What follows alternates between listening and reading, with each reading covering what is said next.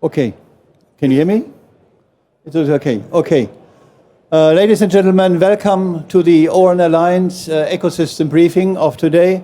I'm happy that you have joined us for this meeting today, and I would like to welcome you to know and to inform yourself about the advances of the Oren Alliance of Open RAN technology, and therefore we have added a few panels in this meeting. Actually, we have 3 panels, and we have to squeeze them in 60 minutes. So I'm happy. I would be happy to see that we are making this, because after these 60 minutes we have to hand over to another meeting. In the first place, I would like to welcome Alex Yin-Chung Tsoi. Alex is the chairman of the board of the Oren Alliance to the stage and give his keynote speech to the auditorium. Alex, please. Good afternoon, everyone. Thank you, Stefan, for your kind introduction. It's really good to see you all face to face this afternoon. So today I'm going to give you some briefing on the Oren Alliance and our activities. As Stefan mentions, I'm currently the chairman of Oren Alliance. At the same time, I'm working for Deutsche Telekom as a senior vice president and also the head of the T-Labs. Where's the clicker? Sorry, I have a few slides. Can you move to the next slide? Okay, thank you. Yeah. Okay, then we'll have a 2 panel. Sorry, there was just some technical mistake. Yeah. So let me start with this picture. Since Oren Alliance started, Oren has been an open and transparent and inclusive organizations led by mobile network operators to drive customer-centric innovations. We have 32 operator members in Oren Alliance who strongly committed to the idea of Oren networks. And combined, the 32 operators serve altogether over 5.1 billion customers around the world. So Oren-based technology is being already trialed and deployed by many of them. Over the course of the past 4 years of Oren Alliance, we published hundreds of technical documents enabling the developments of commercial Open RAN solutions. The credibility of Oren work is underlined by the standard development organizations, or SDO, for example, ETSI, through adapting the Oren specification into the public standards. So Oren specification already set the foundation for the companies to develop products and solutions for deployments in mobile network. And throughout the developments, Oren Alliance supports the Open RAN community and helps them to overcome the challenges they are facing, particularly on system integration and testing. And we organize Global Plugfest, which represent a major platform enabling efficient progress of the Oren ecosystem through well-organized testing and integrations. As of now, Oren Alliance approved 11 vendor-independent, open qualified labs as open testing and integration centers, in short, OTICs, as you can see in the screen. So OTICs are authorized to issue awards in the Oren certification and batching program, promoting confidence in Oren-based products and solutions within the industry. Another way to foster the Oren community is through open source software for the RAN, which greatly help companies to develop, test, integrate their Open RAN implementations. And that's why Oren Alliance initiated the Oren software community called OSC very from the beginning. And since then, it has been publishing open software release every 6 months. Today, I'm very, very pleased to announce an expansion of Oren efforts in the area of open software by signing a MOU with where is Irfan? Oh, over there. Yeah. So thank you. So we are signing the MOU with another major open source community, which is the Open Air Interface, or OAI. Thank you for your support. So it should help streamline open source activity across the industry. As a result, our ORAN community, hard work and support by the ORAN Alliance, there is a broad offering of products on the market. And ORAN-based implementations follow operators, allow the operators to select tailored deployments options, either in greenfield or brownfield infrastructures. For this year Mobile World Congress, right here, there are 67 ORAN demonstrations showcasing the ORAN technology and solutions by diverse companies. So visitors, dear guest visitors, so you are welcome to join their booth to learn more. But let me also look to the futures. So now, as the ORAN Alliance turns 5th year, it's time to reflect upon our success and also discuss areas for improvements. We identified 6 pillars to focus on. First, it's related to the 3GPP. One of our main priorities is to ensure ORAN specifications are compliant with the 3GPP. Moving forward, we would like to intensify the cooperation between ORAN Alliance and 3GPP and make it smoother and more efficient. Second, we want to improve the ORAN release and future planning, maintaining agility at the same time providing proactive guidance to the industry for product developments.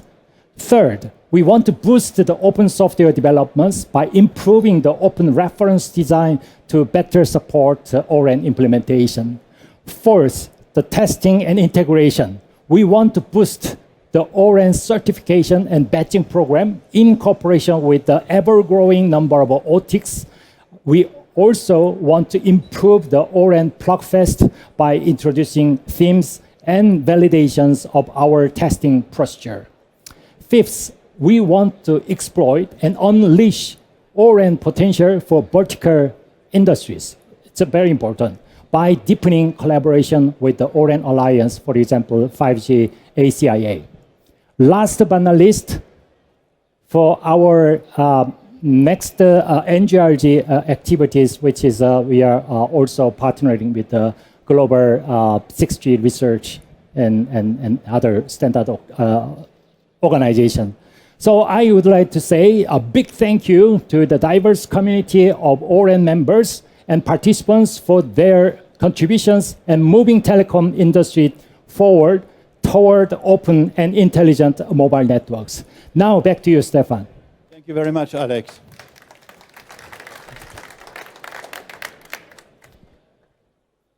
Now, ladies and gentlemen, it's now time for me to give you a little bit of update on the operations of ORAN Alliance. I think Alex had 6 big points, and now we have to make sure that we can reach these 6 big points in the future. And that's the reason why we have operations, and that's the reason why I'm heading the operations in the ORAN Alliance. Over the time, the ORAN Alliance has grown into a well-respected industry body, and that's not after 5 years, nearly 5 years. It's not just 5 years, but after 5 years, I think that's a major achievement for all. We have, as you have seen with Alex, we have more than 300 members coming from all the different areas, and you can see them all here. I hope you can read the logos, actually, by the way. There are so many friends and colleagues here that they know exactly who is actually in the membership, and they are all actively participating in this organization. For me, it is very important that we are in line with World Trade Organization principles as an open industry organization. So we have transparency and we have publicity, and all our documents and specifications are available to the public without any restriction. So you can go to the website of the ORAN Alliance, you can download all the specifications, and you can put them into your products, into your technology, and implement it as you go. And that is, I guess, a major achievement of the ORAN Alliance in the recent past, and we are quite happy that we have seen that. So we have transparent rules for alliance operations, decision making. We have IPR, which is very similar and very clear adapted to the ETSI IPR rules, and for a very good reason, and you understand that because we have moved one ORAN Alliance specification already to ETSI, that this is very a prerogative from the ETSI side that our IPR rules are the same like in the ETSI rules. So we have a technical focus with efforts divided into 3 main thrusts. We have specification effort, we have open software development, and we have support and testing integration. These are the 3 focuses which we support from the office point of view and from the operations point of view. You can see that here on the slide, and you can see how many different cooperation partners we have already here, which are helping us to make the ORAN specifications effective. We have different industry bodies, standard development organizations, and you can see from different organizations all around the world, and we are working actively and very efficiently with these organizations. We have recently signed also, and that I would like to mention as well, a memorandum of understanding with ATIS, the US organization, very similar to ETSI, but in the US area. We have also signed a memorandum with TSDSI in India, so to facilitate the adoption of ORAN specification. Another step forward from our point of view into ORAN technology and specifications being globally available. It's great to see the activity from the operations point of view, and you see here on this picture, it's our last face-to-face meeting with all our technical experts, not all of them, of course, we have more. We have 4,222 technical experts working in 14 different end-to-end working groups, and you see some of them here aligned in our last face-to-face meeting 2 weeks ago in Prague. We see ORAN Alliance moving into an open, intelligent, virtualized, and fully interoperable network as the best and inevitable way for the telco industry.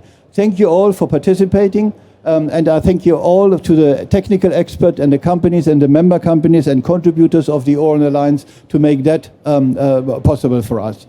Now, in the next few minutes, I would like to hand over to operators from Asia, Europe and the Americas to share their views on areas which are important for the widespread adoption of ORAN-based networks. The first in this row is Qilin Yi from China Mobile, and I would like to ask Qilin to come to the floor and take over the presentation. Then after Qilin, I would like to invite Claire Chauvin from Orange to talk about the security aspects. And last but not least, Rob Sony will cover the open source for the Iran. Rob, maybe you come join as well. So, okay, let's welcome all these 3 people, and Qilin, the floor is yours. Okay, warm greetings to everybody. This is Qilin Yi from China Mobile. I'm the Technical Steering Committee co-chair of ORAN Alliance, as well as the Chief Scientist for Wireless Technologies in China Mobile. Great pleasure to meet you. I know we are very pressed in time. So can we move to the next page? I have one. You can click it here. Oh, okay, I'm in control, great. So on testing and integration, which is a very important part of our alliance's work to enable our new ecosystem to be able to test and integrate all the wonderful new interfaces and functions. And so from day one, we actually pursued this effort to enable our ecosystem in 3 dimensions. I think Alex had given a little bit of a highlight, so I'll just be very quick. In terms of testing spec corresponding to all of our technical specs, we offer conformance testing, interoperability testing, as well as case-oriented end-to-end testing. Okay, so there's certification for components and the badges for IoT and the end-to-end testing. So far, we have 4 test specs, very mature. And most recently, we have already awarded 6 certificates and badges to our ecosystem members. And we expect that number to grow significantly in the near future. And there are quite a few important test specs that are also in the work and upcoming, including the people's with higher interest in the RICS capability. And in terms of PlugFast, which as Alex said, it's a platform we put together to enable our ecosystem to have a fast integration testing opportunity and environment. And it's being, I think I would I'm very happy to share with everybody that the activity and attention, the interest and participation never dwindled even throughout the whole COVID episodes. And so far, since 2019, when we held the first Global Plaque Fest, we have held 5, and the participation has increasing continuously. And then last year, we actually converted our annual once a year to biannual, meaning twice a year, because of the high demand. And so last year alone, we had 9 venues, but actually taking place in 12 different countries, because in Europe, for example, 4 different countries are considered one venue is somehow in our numbering system. But anyway, it's a very broad acceptance and interest, and there was 156 different unique member companies from our alliance that actively participated in it. And then this year, we started our spring call for participation. So welcome all of you who are interested to actively join us.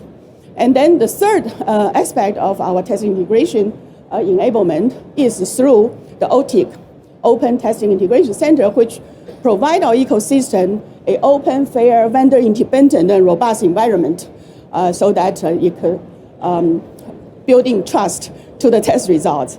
And this OTICs, as Alex has shared with you, I have the list of cities that's listed there. 11 of them has been approved by our alliance, and they are authorized to issue the certificate and badges based on our testing spec.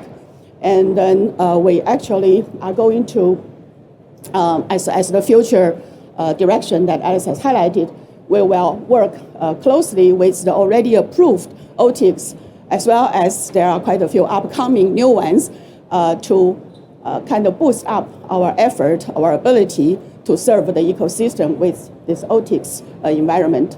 And also in the future, we probably, starting from this year, we will start having theme-based call for participation for our global Plaque Fest. And in particular, maybe some special feature package-based use cases oriented, or vertical industry use cases oriented theme. Okay, I think I'm out of time. Actually, my time was out before I came up and start. So I thank you for your attention. And if you have any questions and comments, we can discuss offline after the session. Thanks very much. Now, hand over to Claire. Thank you, Chilin. I have no slides because I want you to listen very carefully to what I'm going to say. So I'm Claire Chauvin, I work for Orange, and I'm in charge of strategy, architecture, standardization, and we are, as Orange, founding member of the ORAN Alliance. I'm going to talk today about a very key and important topic, which is security, right? And let me tell you that the ORAN Alliance has taken this topic very, very seriously since the beginning. We've created in 2020 the Security Focus Group, and it has been promoted as a permanent working group last year, 2022. The activities of this security working group are based on 2 very important principles. First one is security by transparency. Of course, all of you know that opening new interfaces also creates new attack surfaces. So it also creates actually possibilities to increase scrutiny and monitoring of failures, for instance, in the interfaces. So in a way, it is a good solution for us to avoid relying on quite obscure security inside the box, but really to make sure that all mature solutions from the vendors will be usable when they are ORAN compliant solutions. The second very important principle is the risk-based approach. It means that we analyze all threats, all possible failures, and from this we derive a very clear security requirements.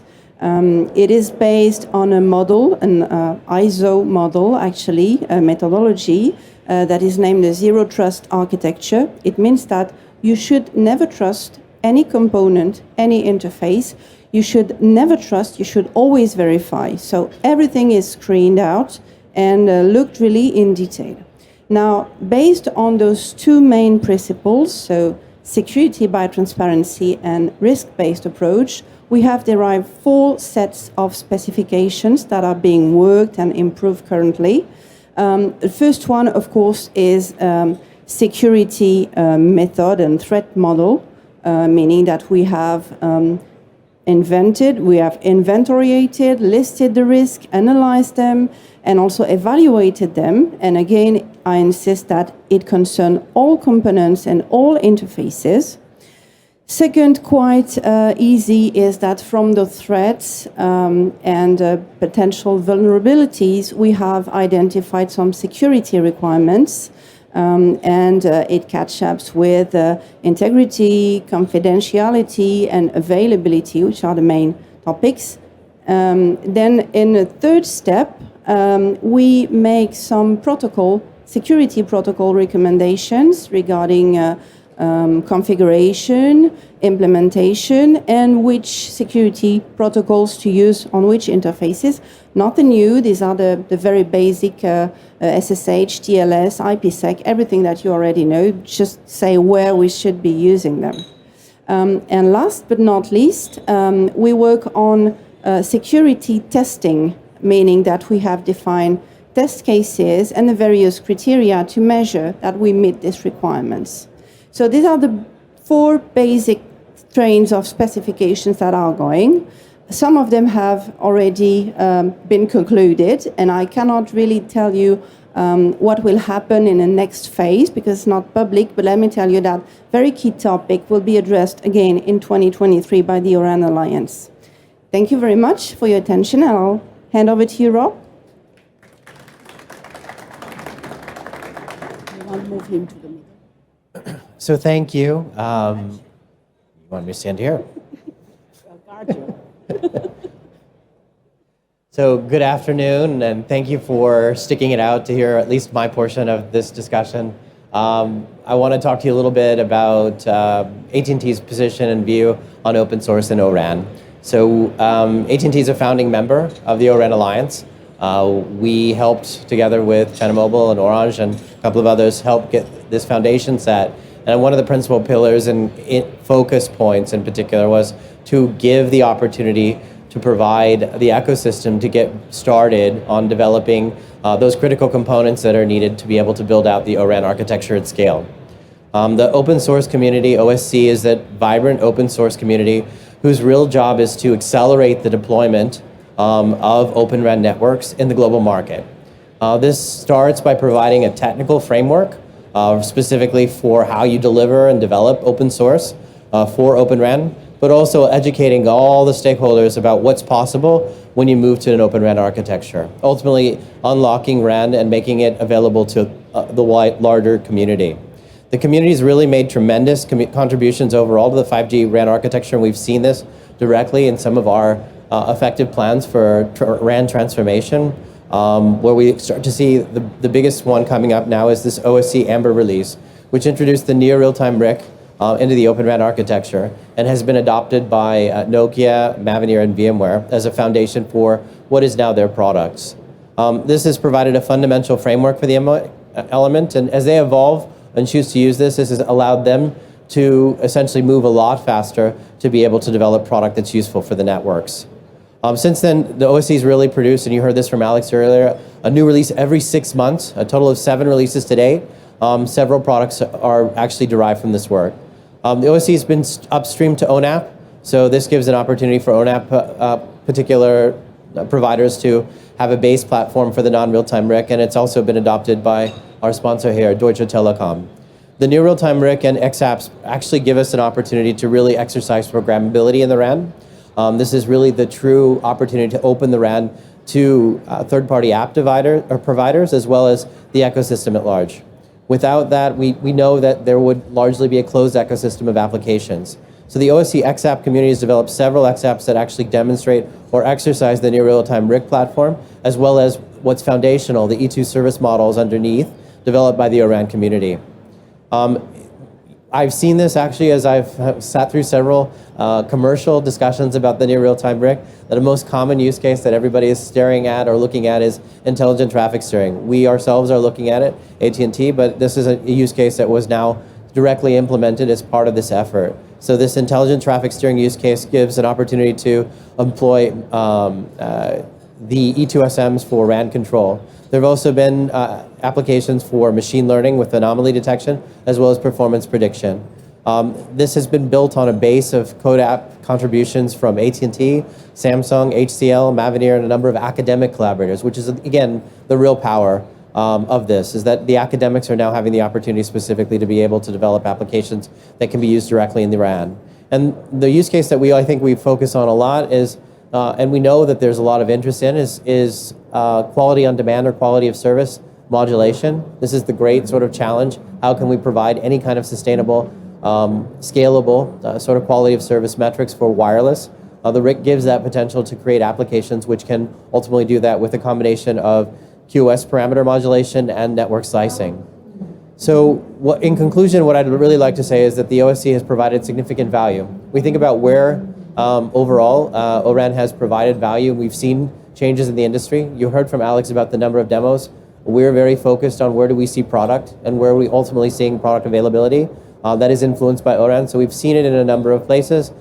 We definitely recognize that whether it was SMO or on the RIC side, with the open source community, there's been benefits, but we also see this now directly in the open front haul products that are now available, as well as now all the silicon that now becomes available and the ongoing discussions that supports that. And we look forward to the open source community to continue to support that. Thank you so much, and I'll pass it back to you, Qilan. I think I'll take a bow and then hand it back to Stefan. Thank you very much. Yeah. Guys. Wonderful job. Thank you very much for presenting this in a very short time frame. Thank you. Now I would like to call the moderator of the next two panels, Ray Lemestre from Telecom TV, on stage. And Ray, please, you take over. Welcome to the stage. Great. Thank you very much. Good afternoon, everybody. I'm sure you've all heard of speed dating. Well, what you're about to see now is speed paneling, because we've got two panels with 4 people each in the next 30 minutes. So let's crack on. The first panel is on the O-RAN ecosystem maturity and energy efficiency. And I would like to invite onto the stage Peter Level from Deutsche Telekom, Greg Manganello. You can applaud for every person that comes on here. Greg Manganello from Fujitsu, Gerardo Giaretta from Qualcomm, and Nicola Marziliano from Wind River. So welcome, everybody. So no delays, we're going to get straight into it now. We're going to start with you, Peter. So as the operator here on the panel, on a scale of 1 to 10, how mature would you say the O-RAN ecosystem is right now? And at what kind of pace is this ecosystem developing? Thank you, Ray. And also good afternoon, everybody, from my side. Very simple question, but obviously not an easy answer. We need a number. So one aspect I'd like to mention is that the ecosystem we need to consider is really the full scope of the contributors, which is component vendors, system vendors, integrators, and operators who are taking part in the ecosystem.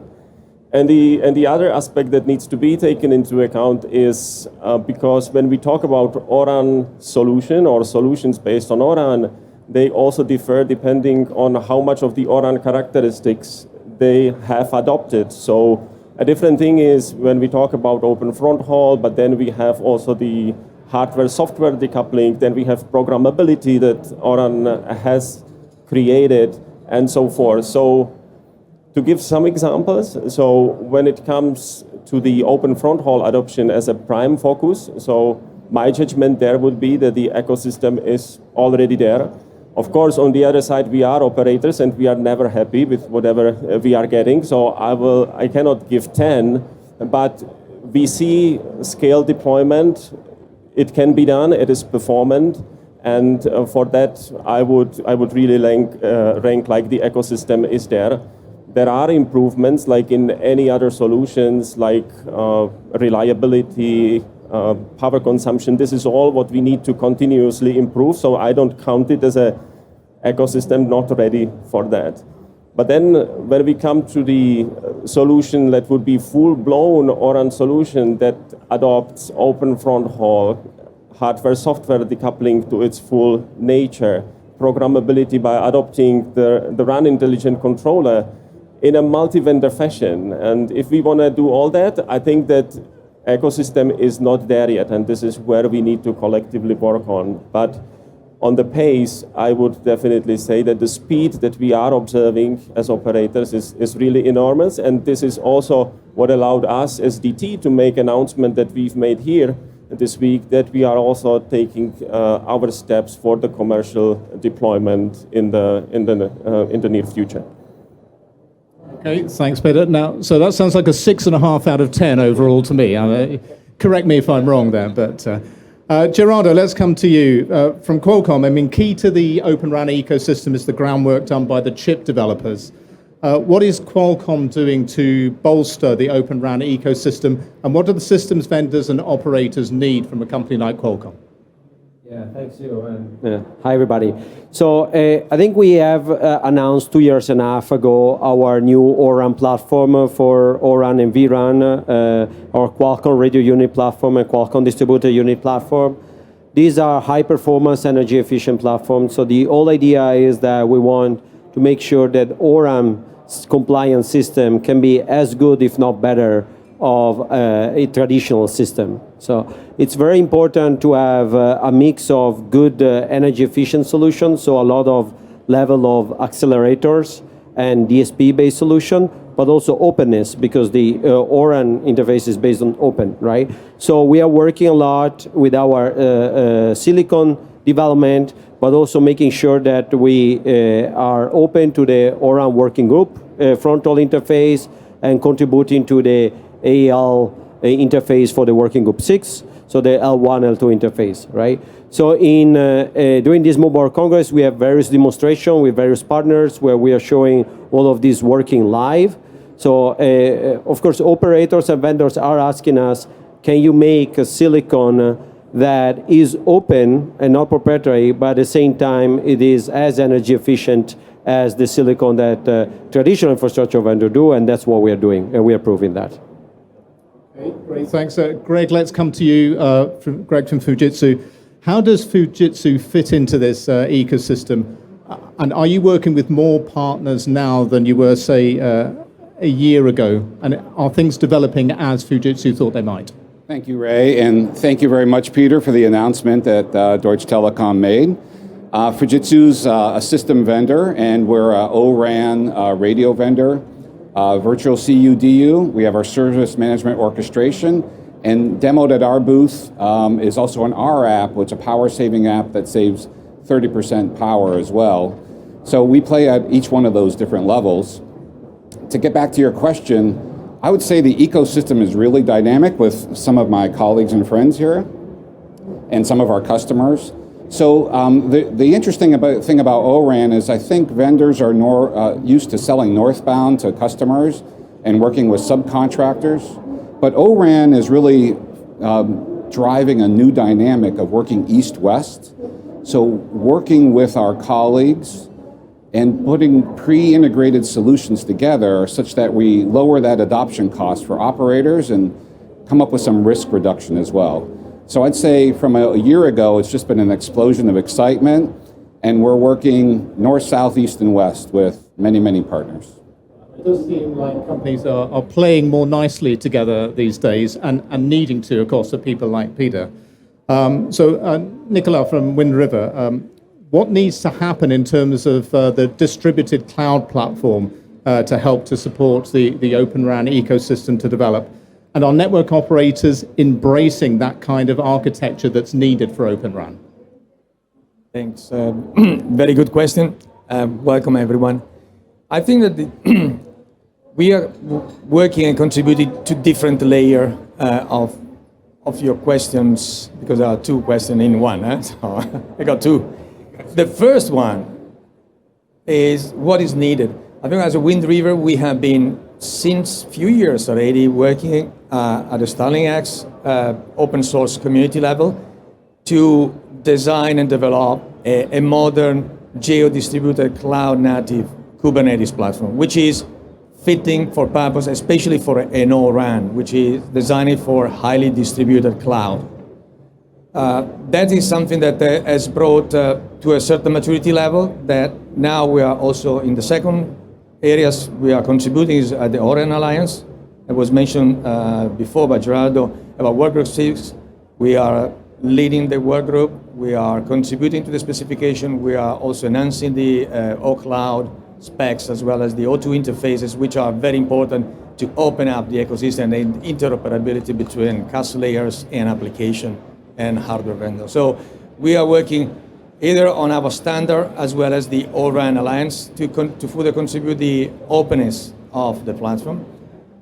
And then probably moving to the second question of you is how the operators are embracing. I think, we see some signal, probably still modest in my view, not yet at the same speed and expectation of the market, of the many, but I would say a lot of operators has been started embracing that. We, as a Wind River, we have been already experimenting a few years back as the vRAN initiated in the US and Verizon. I would say if someone is say, is it scalable? Well, yes, we talk about thousands and thousands of nodes, so it's doable. If there is O-RAN, is a more wider open, that is getting a little bit more complicated. I think Peter addressed the challenge in the vertical disaggregation layer, but we are getting there. And I think that the majority of the big five in Europe, definitely they are announcing very loudly. In my view, I see also some in the Gulf area also moving. In the Asia, you will see Docomo and Korean. So there are definitely move toward that direction. Is it the right speed? Probably, in my view, not yet, but good promise. Yeah, lots of toes in the water, not so many diving in full by now, but it's getting there slowly.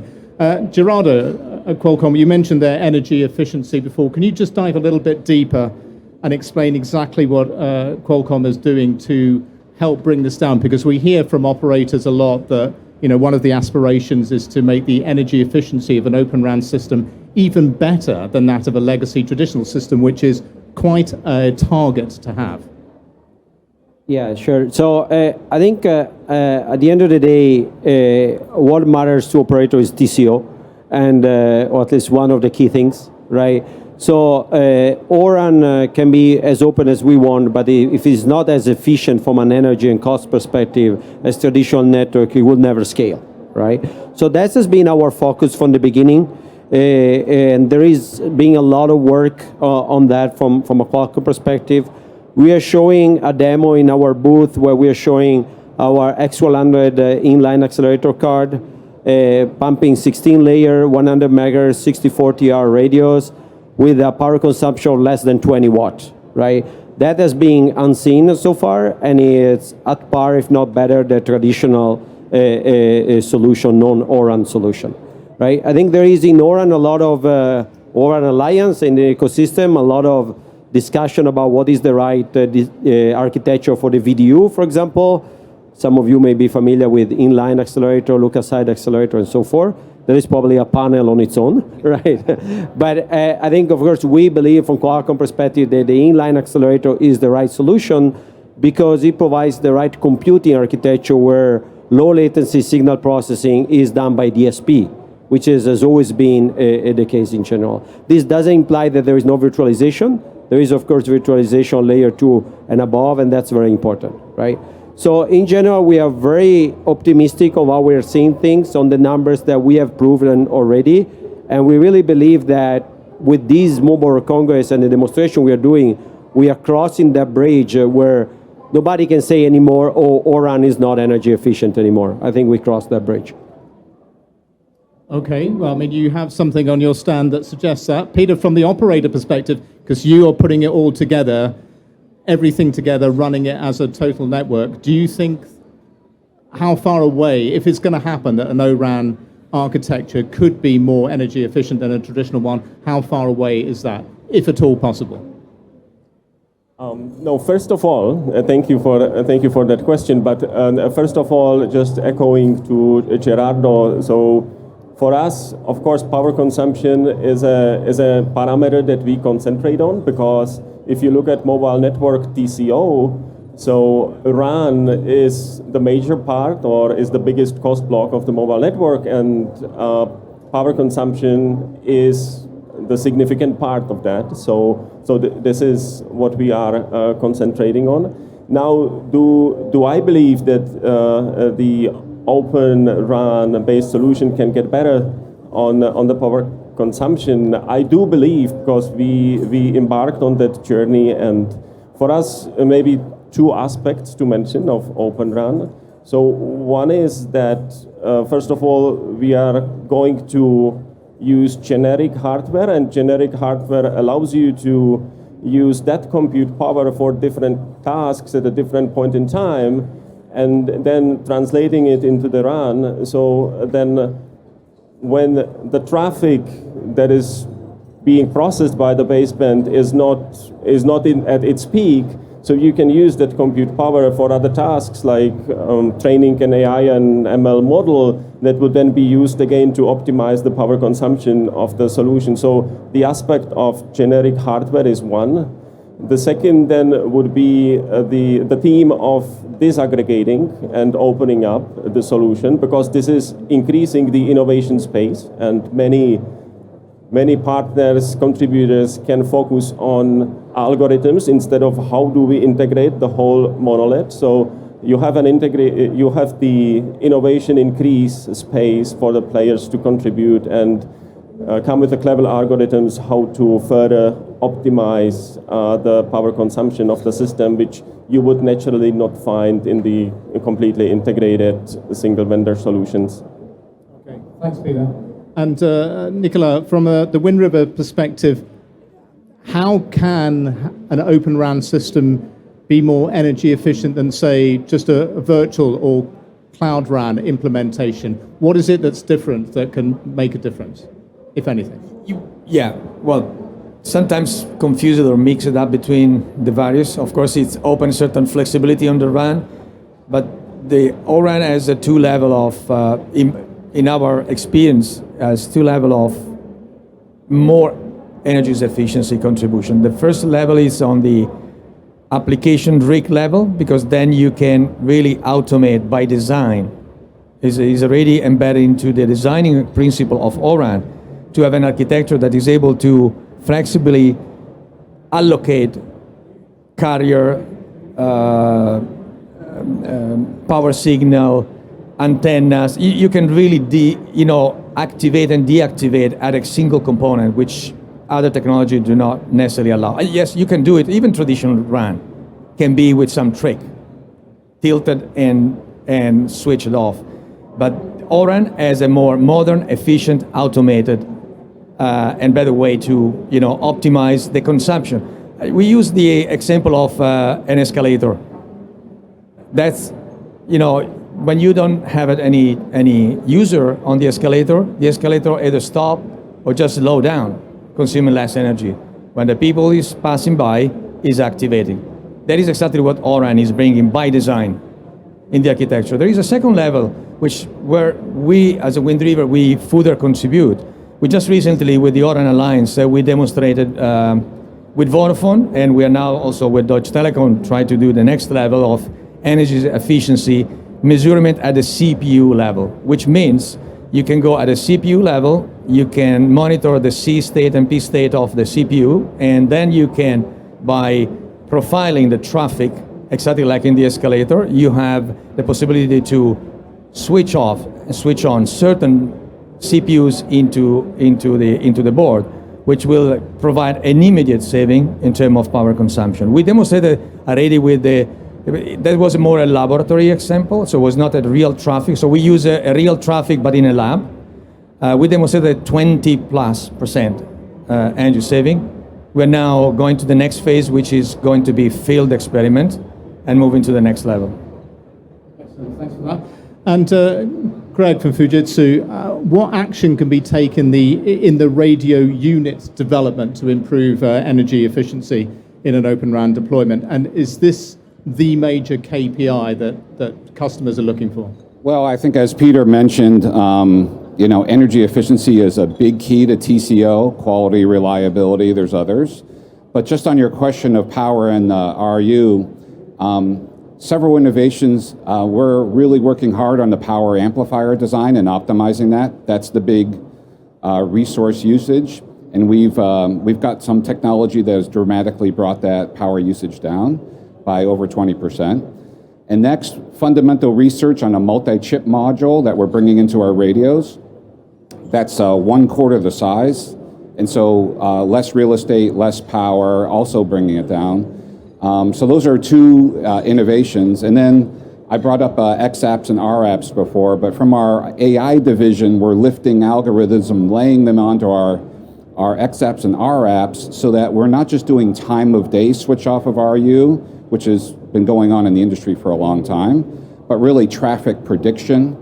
And then switching off RUs, not just permanently, I mean for long periods of time, but even milliseconds and microseconds, that can save double-digit percentages. We're doing the same thing and rerouting on DUs to say we don't need all that DU capacity at certain, and then the same thing at CU as well. So all those compute resources that Peter talked about that you can give back when the RAN's not using, as he said, as Nicolas said during the escalator, how can we start collapsing the energy profile at each level of the network? So those are the things we're bringing to market. Okay, so a lot going on there. So listen, Nicolas, Gerardo, Greg, and Peter, thanks very much. Sorry to rush you through here, but we do have the second panel, but lots of really interesting insights there, lots of developments going on, and obviously things to see here at the show. So Thank you. Everybody, please give our panelists from our first panel a round of applause. Thank you very much. Thank you, gentlemen.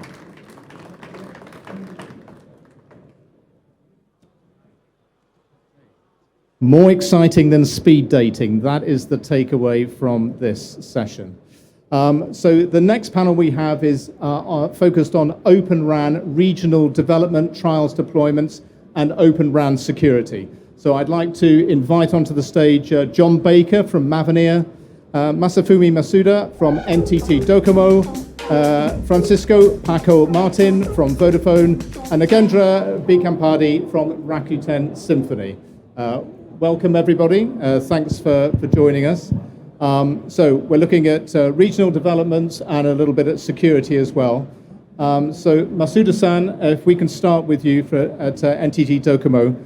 Can you give us an update on the impact that Open RAN has had on mobile network deployments in Japan, and how is it playing a role in the Docomo network? Sure. Thank you. Thank you for having me. So NTT Docomo started its 5G commercial service back in 2019 using their open front haul and X2 specifications defined by O-RAN Alliance.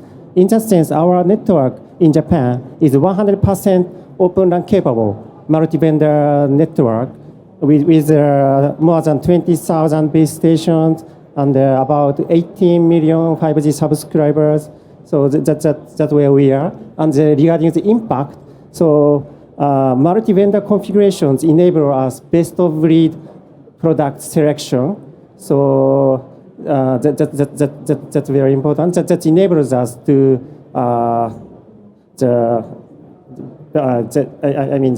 so it's important to deploy based on use cases and various deployment scenarios, and that's one. And the other point is, I think it Open RAN contributes to supply chain risk mitigation. Actually, the semiconductor shortage has had almost no impact on our 5G deployment thanks to the diversity of vendors.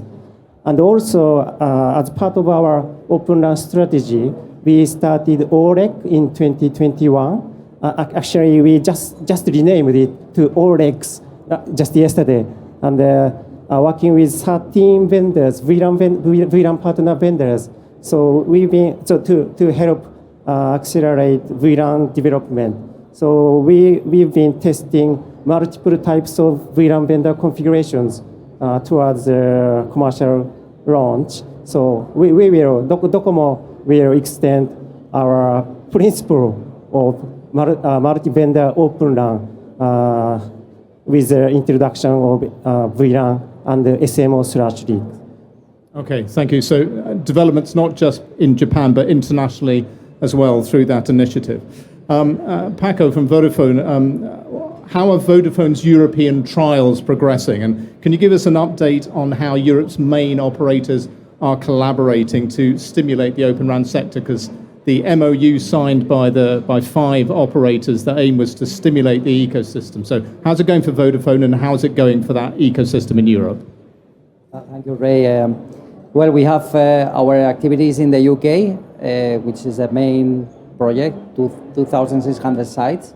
We are well on the way with it, and I have to say KPIs are looking good, which is a must if you want to continue with this. So it's positive news. We need to be doing more. Our commitment already a year ago in Vodafone that we restate is that we want to have 30% of our network in Europe being Open RAN by 2030.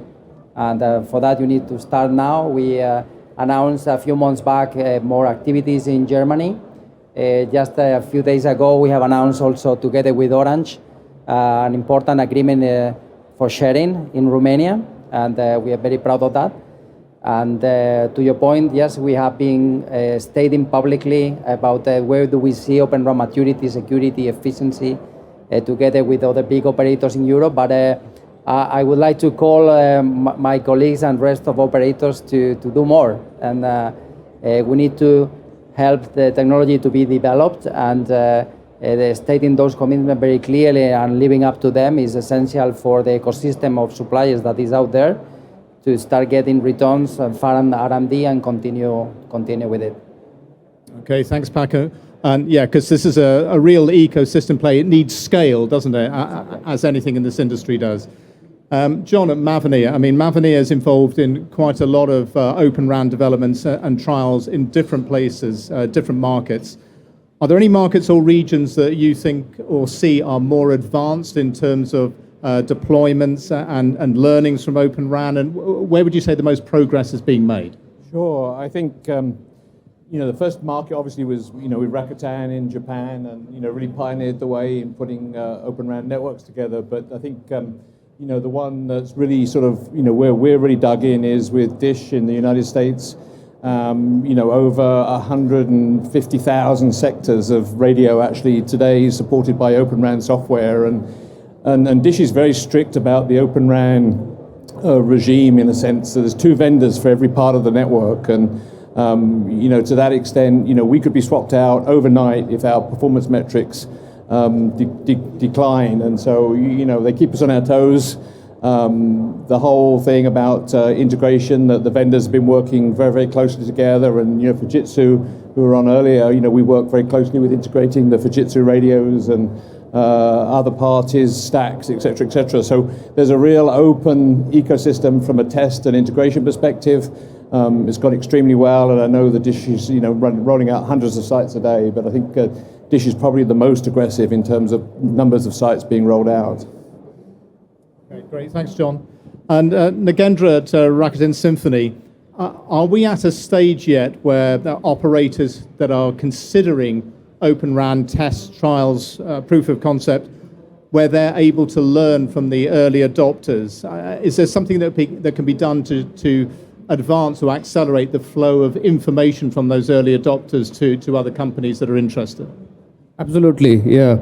So Rakuten has built world's largest Open RAN network in Japan, as you're aware. And it has always been Rakuten's philosophy to find ways to actually make this technology available for everybody else. So in that regard, Rakuten Symphony got formed, right? And the whole purpose behind Rakuten Symphony was to package these technologies and solutions as offerings for other operators. So that is one point. And I think the other point I would also like to mention is we always invite operators to visit our facility in Japan so that they can understand the pros and cons and practical difficulties and all the different, hard experiences that we have gone through. So that is number 2. And of course, the third thing is as the narrative on Open RAN is, picking up and increasing, I think we have done our bit on white papers and blogs and some of these, very delicate topics where we want to educate operators and public alike. So I guess that is what I think is the thing. And of course, then as Chilin and others mentioned, Plugfest is a way for us to also demonstrate the viability of the solution. Plugfests and anything and everything where we can demonstrate that as a ecosystem we can all work together to meet the KPIs and performance aspects. I guess these are some of the things that we strongly support, and hopefully I think that should be that should create a positive atmosphere towards more acceptance on Open RAN. Okay, yeah, and I know there's going to be many more Plugfests in 2023 as well. Network security, this is a really big deal, not just in Open RAN, of course, but in any network whatsoever. And it's a really big talking point around Open RAN as well. So Masuda-san, if we can start with you from a Docomo perspective, you already have Open RAN compliant systems and Open RAN running systems in your network.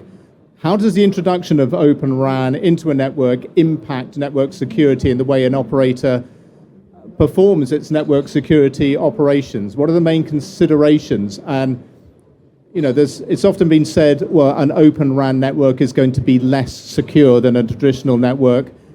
Is that fair? Is there any truth in that? Yeah, actually, in my view, Open RAN can be more secure because open interface increases visibility, transparency, and mutual audit and surveillance among various players, including vendors. And it also enables the wider ecosystem players to provide good security solutions. That's a good thing of Open RAN. So that's my view. And I think you're right. Regardless of it's Open RAN or not Open RAN, I think it's important to identify security risk according to each stage of life cycle, such as design, implementation, procurement, deployment, operation. So we to address those security risks comprehensively and effectively. I think that's important. And we all know that the Oran Alliance is working to strengthen security through Working Group 11 activities. Okay, thank you, Mr. San. John, I think I know the answer here, but what is your response to suggestions that Open RAN makes networks even more susceptible to security breaches? And are there any independent studies about Open RAN security that you would regard as useful? Yeah, so there's a whole bunch of independent studies from CISRIC, ECIF, the ORPC, 5G Americas on security. But I got to be honest, there's one piece of the whole security debate that gets completely missed, and that's about supply chain security. And what the ORAN Alliance is doing is ensuring vendor diversity. And today, if you look at all the networks that are deployed in the world, they're all sole sourced based on a single vendor. And so from a security perspective, there's a lack of vendor security in all those networks. And with work that's being done by the ORAN Alliance, but the operators that are now moving to open networks, then they're making their networks far, far more secure than the current networks that are deployed today. Okay, thanks, John. Paco from Vodafone, for your company, what are the network security considerations that you're looking at as you move forward with your trials, do things in different countries where there might be different security considerations? And what would you like to see from the industry that could help Vodafone and other operators deal with the challenges that come with that? Well, I agree with my colleagues that Open RAN doesn't need to be lacking any security. In that respect, we are going to be asking our suppliers to fulfill all the requirements from 3GPP or from the Oran Alliance or any national security requirements that we may have in our deployments. We are collaborating, and we also request other operators to continue, making this a very important point. And in that sense, we have asked GSMA and Cybersecurity Agency, ENISA, to consider Open RAN for future 5G certifications. We'll get there. Okay. All right. Thank you, Paco. And Nagendra from Rakuten Symphony. In what areas do network security specifications do you think need to be improved to give operators more peace of mind? And are there any emerging cloud-native processes or functions that will help a network operator, chief security officer, ensure the security of a hybrid network? Because we're going to see quite a lot of those. Well, I think this is quite a loaded question. Let me address the first part. I guess as the co-chair for Workgroup 11, I think I should say that operators should already feel comfortable. They should not be worried too much. And I'll give you two reasons for it. Number one, unlike traditional standards bodies, I think what ORAN Alliance has done, Workgroup 11 has done particularly, is to do end-to-end security specifications. And what do I mean by that is, typically, the standard specifications are related to securing the interfaces and functions introduced by that standards body. They hardly ever look at the security of the underlying platform, right? Look at application lifecycle management security and so on and so forth. But in ORAN Alliance, what we have done within Workgroup 11 is to look at end-to-end security. So for example, we have a work item on application lifecycle management security, which is about taking the application from the vendor to the operator, deployment, post-production, and so on and so forth. Likewise, we also have a work item on OCloud security, right? A 3GPP, for example, doesn't look at the platform. They are platform agnostic. Whereas in the case of ORAN Alliance, we also have a work item on OCloud. So I guess what I'm trying to say is looking at end-to-end security is obviously important, and we are doing it. And I think that should be a sufficient, or at least a very critical component in the operator perception about ORAN security. And I guess I forget the second point. So regarding your second part, the moment we start moving to cloud native, think about cloud native is not something that ORAN is introducing on day one, right? It is something that is already prevailing, and people really understand very well about security practices. I guess one key thing that is important is DevSecOps. I think the moment you implement functionality of software, you can bring in automation into it. And by automation, you can use tools like, processes like DevSecOps, wherein you can have image scanning, automated runtime security processes. You can manage configuration drifts and so on automatically. So I guess if I want to really pick on one topic, very quickly, it's DevSecOps. Okay, DevSecOps, brilliant. Well, great. Listen, John, Masuda-san, Paco, and Nagendra, thank you very much for your insights. A lot packed into a very short time there. Thank you very much. Please give them a round of applause. Thank you. And thank you very much for joining us for these panels and the presentations. And I'll hand back over to our host.